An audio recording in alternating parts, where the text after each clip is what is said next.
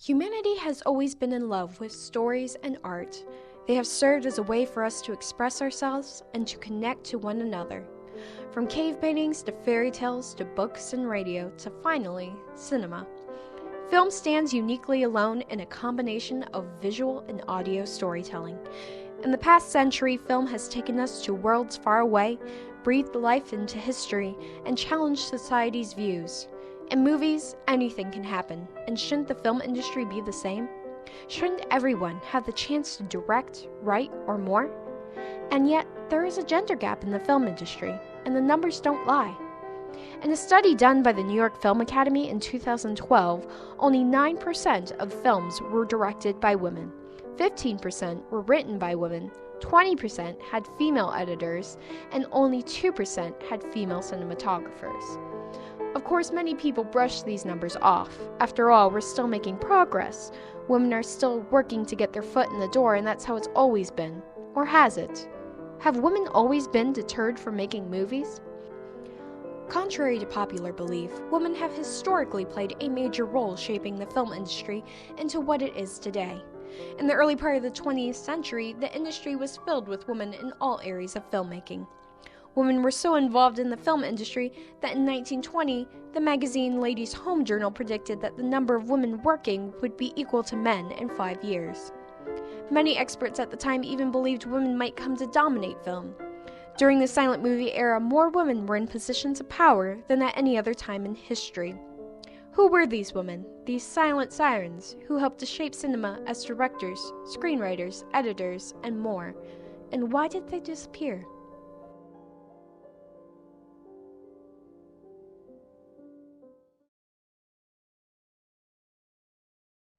The 1900s, the turn of the century.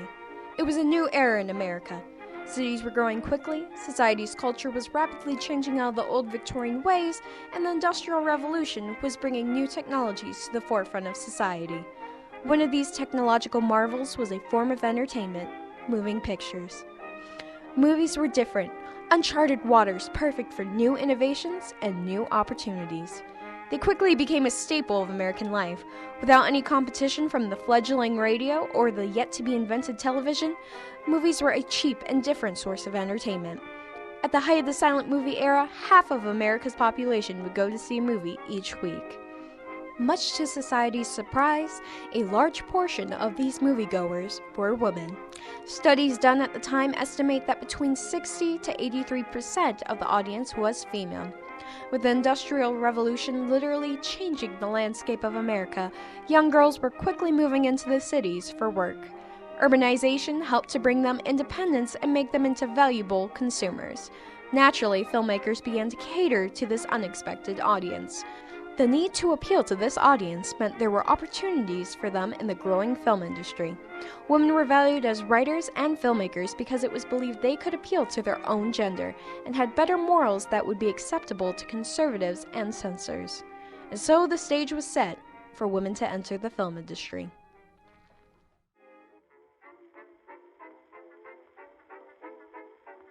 It was all very informal in those early days. There were no unions. Anybody on the set did anything he or she was called upon to do.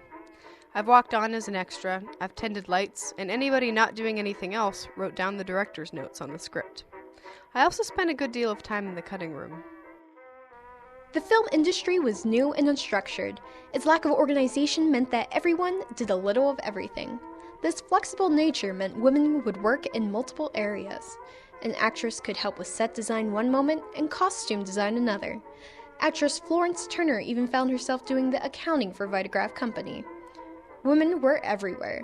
They worked as camera operators, costume designers, script writers, title writers, casting directors, musicians, and colorists. Women were also theater owners and movie exhibitors. One of the most successful areas for women was film cutting. At the time, editing was not considered a crucial part of filmmaking due to the mechanical nature of putting the film together. Consequently, it was a common job for women. One of the most powerful editors of the time was Margaret Booth, who was the supervising editor of MGM for almost 30 years. She was known for challenging her editors and demanding quality from directors. She first started out working for D.W. Griffith in 1915 and then later joined Louis B. Mayer. When Mayer merged with Metro-Goldwyn, she became part of a staff of 24. Booth's time at MGM was marked by innovation in editing. She would often count when cutting silent film, creating a beat to help decide when to change angles. It's this attention to pace that created unique editing, such as in Greta Garbo's The Mysterious Lady. She received an honorary award in 1978 from the Academy of Motion Picture Arts and Sciences and a Woman in Film Crystal Award. Although Margaret Booth was one of the most influential editors, Viola Lawrence is often credited with being the first female film cutter. At the young age of 12, Lawrence started working in film holding title cards for the Vitagraph studio. Just barely making enough money to live by, she continued to work hard and edited her first film, O. Henry, 6 years later. She worked at Universal Studio, First National Studio, and collaborated with Gloria Swanson until finally becoming the supervising editor at Columbia Pictures. In her editing style, she strongly emphasized close-ups to highlight the actor's eyes and to convey drama and emotion, editing techniques that were still new at the time. These women made a difference in video editing. Booth's approach to pacing and Lawrence's attention to close-ups helped transform editing into a creative technique. Still, many of the female film cutters of the silent era go unnoticed because editing was considered a simple technical job.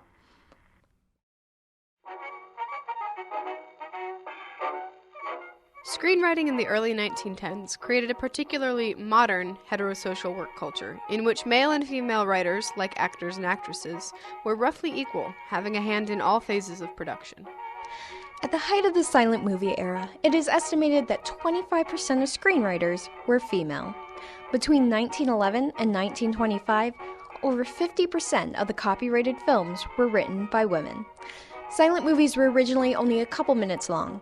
This short duration and lack of sound meant that script writing wasn't as crucial. Instead of scripts, what were called scenarios were written. Women often created these scenarios, which were short scenes of action and drama with only a brief description. As time went by, these scenarios became more complex and longer, involving dialogue presented through what was called title cards or intertitles. Eventually, scenarios morphed into the screenwriting that we know today. Consequently, female scenario writers became more prominent and more important as screenwriters. One such woman was Anita Loos. At a young age, Loos started out writing screen scenarios for the Biograph Company. She would often wake up at 5 o'clock in the morning just to write. One of her first scripts to be produced was The New York Hat, which was directed by D.W. Griffith. Loos worked for Griffith for years, and he called her the most brilliant young woman in the world. Loos's film, His Picture in the Papers, is often credited as being the birth of intertitles. Loos's work with intertitles created new forms of humor and storytelling never before seen in film. By 1925, she had written over 200 scripts and co-authored 2 books on film production. Her films were often comedies with deep underlying cynicism about gender issues. She was so successful as a screenwriter that at one point she was earning $2,500 a week, which would amount to $35,000 a week today. Although Loos wrote a great deal, Frances Marion is often credited as being the most prolific female film writer, writing over 300 films. Frances Marion was intent on being involved in all stages of the film process. During the 20s and 30s, she was earning more than any man or woman. She worked closely with the directors and editors on her films. This attention to relationships within the studio process made her a force of nature. Often described as generous, her close relationships with producers, directors, and actors were the key to her successful career. She was known for writing scripts that emphasized the strength of specific actors and worked closely with actress Mary Pickford. Films like Poor Little Rich Girl truly exemplified her unique writing style, which built on the actor's abilities, a concept that is now commonly seen in films today. Jeannie Macpherson was another screenwriter who focused on collaborations. She worked exclusively with Cecil B. DeMille for 15 years. It's rumored that while Macpherson was working as an actress on one of DeMille's films, they met through an intense argument over artistic differences. DeMille's and Macpherson's relationship continued to be a stormy one, and yet it was a highly productive one too. Macpherson's ability to contribute unique ideas and to understand DeMille's own creative process was the perfect storm for creativity. Despite their frequent disagreements, they created some of the most critically acclaimed films, including the 1923 movie The Ten Commandments and the 1915 film The Cheat. These female writers had incredible influence over the production process. It was their work and influence that paved the way for other women to gain even more prominent positions of power.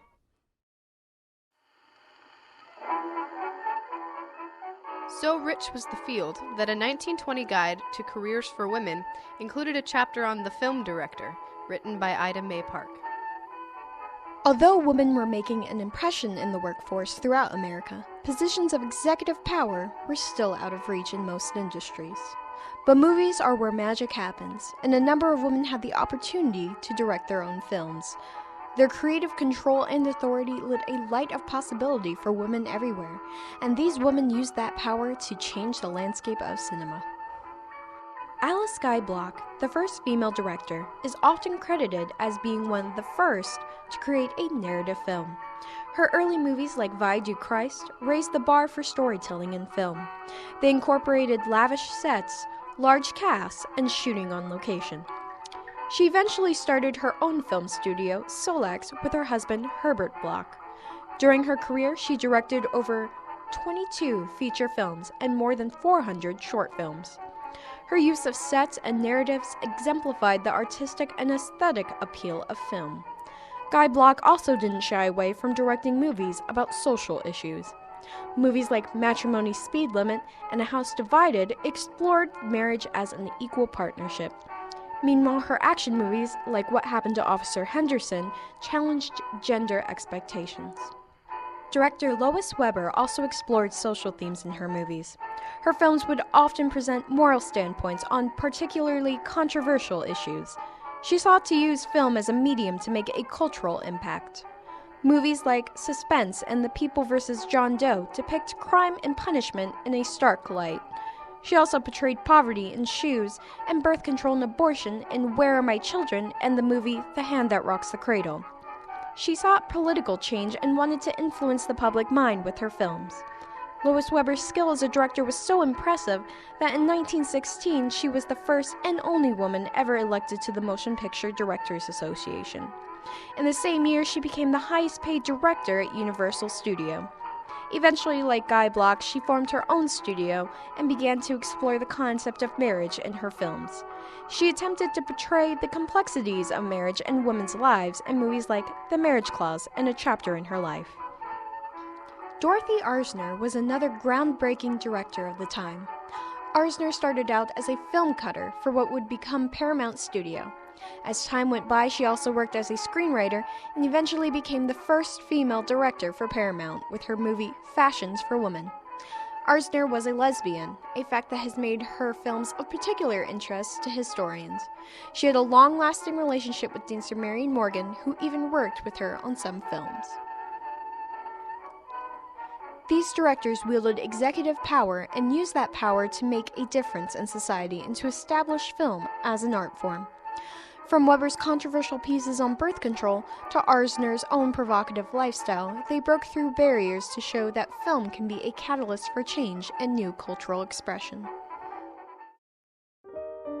Silent films were an oasis of creative opportunity for women.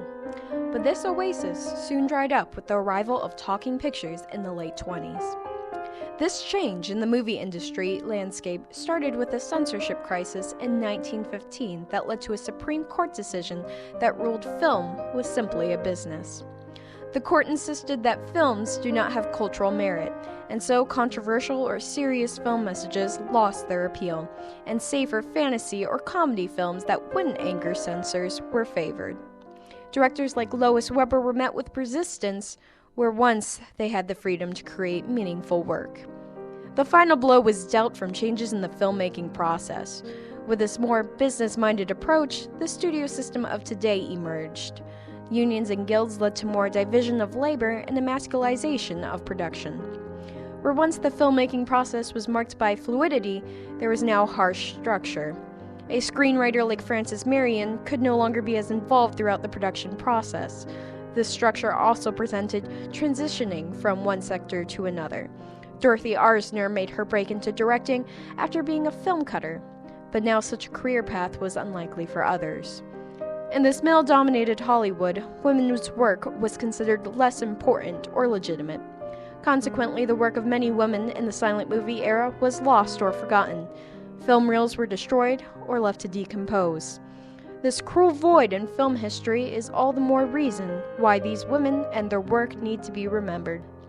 The ghosts of the silent era are even more stark in the light of today, where the proportion of female directors hasn't changed much in almost 2 decades. The Center for the Study of Women in Television and Film reports that in 2015, there were only 9% of directors, the same amount as 1998. Women's work in the industry is still considered less important or even questioned. This is evidenced by a panel at New York School of Visual Arts in January of 2016, where female film workers shared their experiences. With both of my films, I get asked how I've managed to tell such a masculine story. When we were seeking funding, I had women say to me, "Well, I would trust a guy with this, but not you." Even more heartbreaking are the stories shared on the blog Shit People Say to Women Directors and Other Women in Film. Perhaps one day, Hollywood will allow women to have the impact and creativity that it once promised in its early years.